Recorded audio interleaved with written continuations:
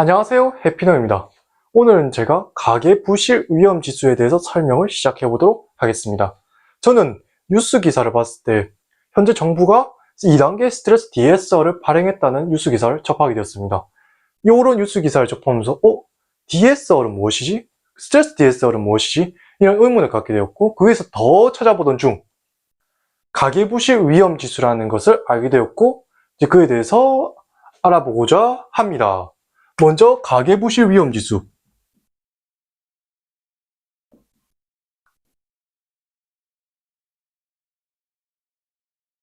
영어로는 HDRI라고 표현합니다.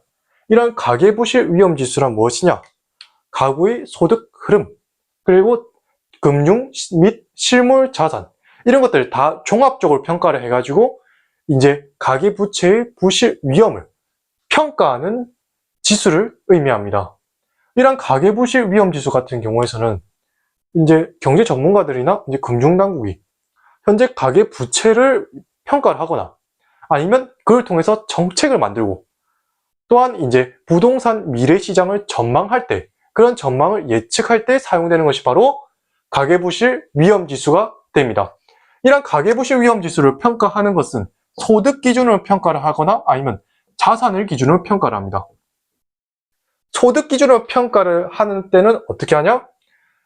현재 내가 가지고 있는 연간 소득 중에서 원리금 상환액, 연간 원리금 상환액이 얼마나 차지하냐, 이걸 가지고 나타냅니다. 즉, 연소득분의 연간 원리금 상환액이 얼마인지를 구하는 거죠.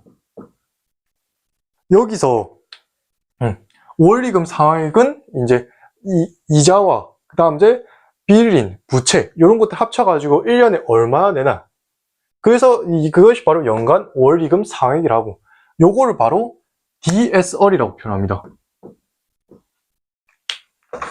그리고 또한 이제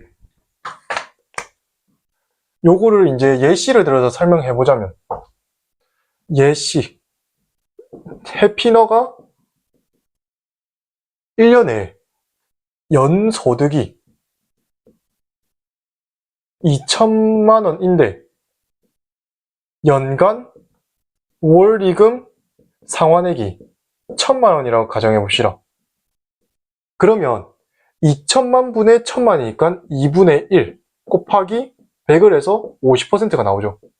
이렇게 DSR이 40% 이상이 넘어가게 되면 이 가구는 위험 가구로 분류를 하게 됩니다. 자산 측면에서는 어떻게 하냐? 총 자산 대비 부채가 얼마 있는지를 가지고 나타냅니다. 즉, 총 자산분의 총 부채 곱하기 100, 이렇게 나타낸 것이 바로 자산 측면에서의 가계부실 위험지수를 평가하는 방법이죠. 요거를 DTA라고 표현합니다. 요것 예를 들어 설명해 보자면, 해피너가 총 자산이 4억을 가지고 있는데 그 중에서 부채 비율이 1억이다. 그렇게 되면 4억분의 1억이니까 4분의 1이 되겠죠? 이렇게 나야겠다. 4분의 1이 될 것입니다. 그거를 곱하기 100을 해주면 총 DTA는 25%가 되는 거죠. 근데 이런 DTA 같은 경우에서는 100%를 넘어가게 되면 이 가구는 위험 가구로 분류하게 됩니다. 즉, 자산과 부채가 똑같은 100%를 달성해야지 이제 위험 가구로 분류하게 되는 거죠. 이게 바로 가계부실 위험지수입니다. 또한 이제 가계부실 위험지수 같은 경우에서는 소득과 자산 두 측면에서 모두 위험하다. 소득 DSR은 40%를 넘겼고 DTA도 100%를 넘겼다. 이런 가구를 고위험 가구로 표현하고, DSR만 40%를 넘겼다 하면 고 DSR 가구, DTA만 100%를 넘겼다 하면 고 DTA 가구라고 표현합니다. 이렇게 위험 가구를 분류해가지고 평가를 함으로써 부동산 시장을 전망하기도 하고 정책을 결정하는데 이런 지표가 사용되게 되는 것이죠. 이렇게 지금까지 가계부실 위험지수에 대한 설명이었고, 이만 설명 마치도록 하겠습니다. 지금까지 설명을 들어주셔서 감사합니다.